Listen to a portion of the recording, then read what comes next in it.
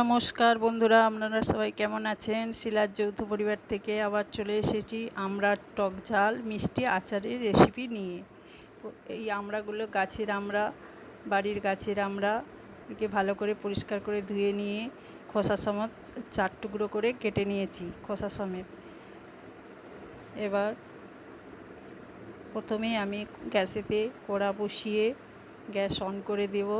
এবার 5 ফোড়ন, শুকনো লঙ্কা, সর্ষের তেল দিয়ে দেব। তেল গরম হলে আমড়াগুলো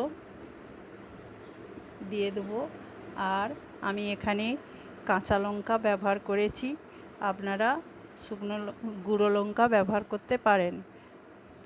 আমড়াতে এবার নুন, হলুদ, চিনি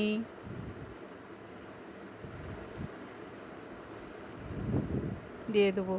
দিয়ে এবার নাড়াচাড়া করতে থাকবো এবং যতক্ষণ না আমড়াগুলো সিদ্ধ হয় ততক্ষণ নাড়তে থাকবো।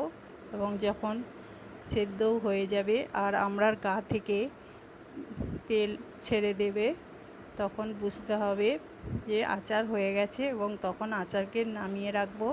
ঠান্ডা হলে এবার একটা পাত্র নেব, সেই পাত্রে সর্ষের তেল দিয়ে দেব।